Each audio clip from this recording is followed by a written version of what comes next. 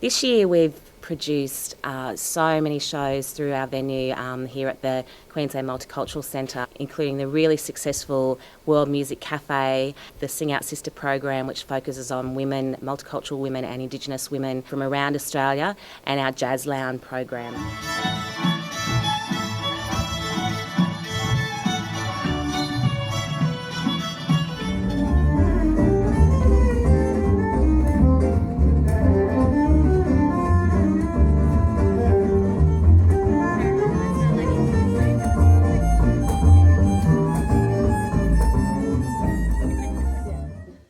In addition to our core music program at the Queensland Multicultural Centre, we also celebrate significant community milestones with our community stakeholders.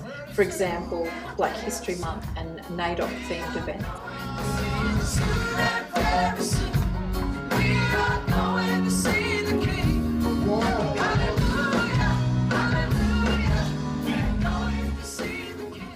We produce a range of external events with other stakeholders, as well as hosting a fabulous radio program on 4EB called BMAC at Breakfast on Tuesday mornings, which showcases Australian music, roots and world. We also deliver a range of community workshops which enable people from all ages to engage with music from diverse communities.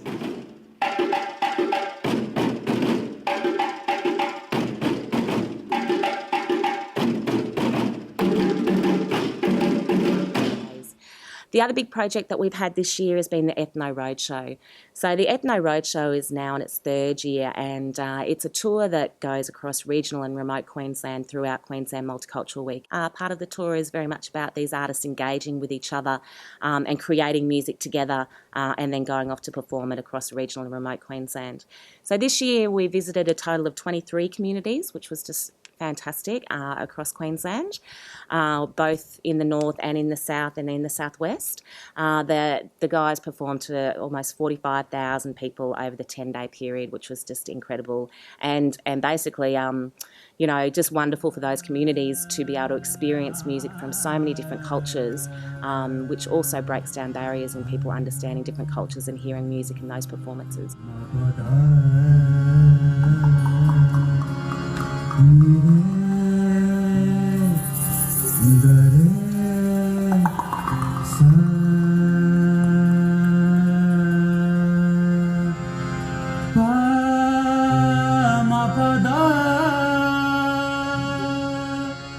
We'll be doing our first Bring the Sun Out tour.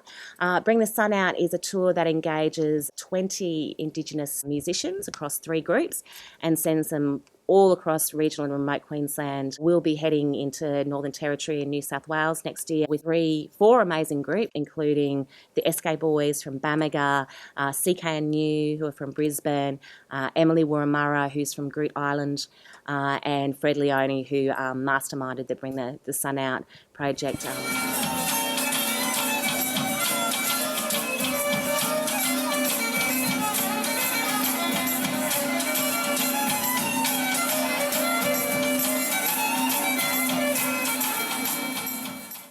We have a growing focus on our international reach. We have a number of partnerships across Europe, the UK and into the Pacific especially.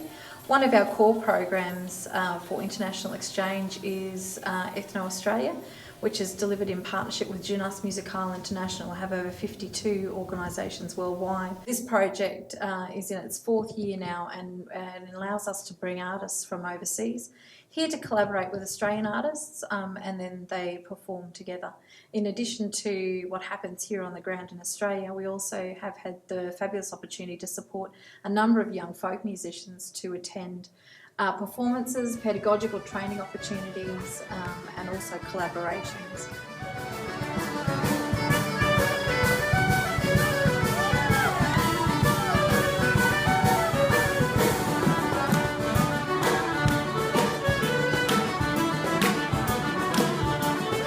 Yarn With Me is a brand new project that we ran this year throughout Black History Month. It was a project that engaged 6 Indigenous elders who are songwriters, musicians and storytellers, and we had 25 young people aged between 12 and 30 attend a 3-day workshop where they learned about vocal training, they learned about songwriting, they learned about how to perform on stage here, and then after those several days they all got up on stage and performed for their friends, family and their community.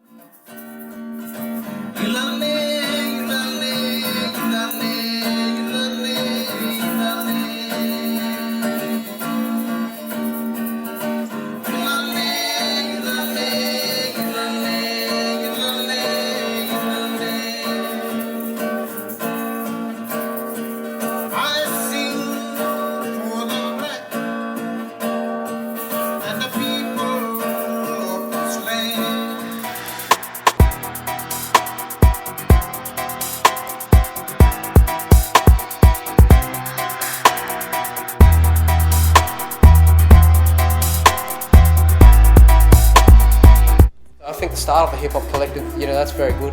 Just that there by itself, happening in the local community, that's empowering just by itself, man. Just by having different cultures, different walks of life, different age groups, all together as one pretty much makes us strong. I put it down for my people that like rap like this. For my brothers that's on the hustle, I am back on spliffs. You gotta teach this uniqueness right back like this. All peoples, all equals, whites and blacks and with. Here in Logan, it's a bit harder than what you would normally see out in a lot of other suburbs. Man, I hate it when people are just testing my limits, cause then I scatter the brains and there was Jimmy the Crickets. Look at me now though, knocking down wickets, I'm selling out tickets, cause throwing that niggas. It's a sign of expression, a way of release for me. Some people like to go out there and beat a bag. Some people like to go for a run for 10Ks. I like to write down what's going through my head to something that gives me that emotion. So when I hear that music, I feel that emotion inside me, and that's what comes out when I write it down. My words be haunting you and beating you black and blue, uncontrollable. Because, we're from Fijian Indian background, and one of our first main songs that we ever made was about our history. It was called Broken Shackles, how we went from India to Fiji and whatnot, and then to Australia.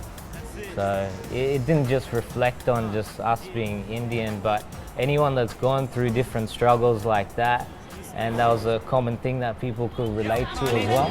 Got something to say, man. I ain't gonna let no redneck Jack hold me back. I bust through doors. They took what's mine, now I take what's yours. Don't get me wrong, I got white friends, say nice friends. I'm just talking about the type that don't like brown skin. People said that we had the talent and whatnot, but we didn't have the actual resources and know what to really do. It was fun. Logan felt like home. The community here really embracing, really welcoming. No artist exists as an individual. They all have teams, and whether people believe that or not is another story. But all artists have teams, and not just the teams that help them from in the immediate sense, but also the community around them, the family, the members of the community, other artists. So having that collective base here being built in Logan is really, really encouraging. And not many communities do that. They're not that proactive in being able to do something like that. So to be able to identify that this community needs that, to put that in place, and for people who are looking to build platforms within their own communities for voices to be heard. I want to be my own man, my own label, and grab people from the youth and scout out that talent as well, because there's so much unseen talent out here, so much. And if only somebody gave them a chance. This collective is doing that. That's what's happening. That's what they've been doing. 10 years, wow. Hopefully everyone's got a record deal.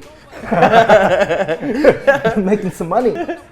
So we're doing it for the passion right now, but I hope it becomes big. I hope it becomes big. I hope the whole of Brisbane hears about it, sort of thing, gets behind it. If it's not just Logan, maybe a whole Brisbane hip-hop collective sort of thing, I'd love to see that. Where I see our role in terms of the collective moving forward is really being able to work with the artists in a more strategic way, bringing in industry professionals that can talk to the artists about, what are the gaps, what are their aspirations, what does when's the right time to have a manager, when's the right time to engage a booking agent, how do you, steer that career. They helped us out by doing the right thing for us as artists, putting us in a decent location, a beautiful venue. Half the time, I've never been on a stage like this before. That was the best stage I've ever been on, and I want to go back on there, and I want more of that. And that's left a bittersweet taste in my mouth, purely for the fact of, I don't want to lose that, and at the same time, I'm going to do everything I can to get back and get that. Now that we have a Logan Hip Hop Collective, you know, I'm a proud member myself, and it's good, you know. We're getting more ears to what we're trying to say now, and to have members of parliament, and you know what I mean, more support from the industry. You know what I mean? Maybe the world could hear our message one day.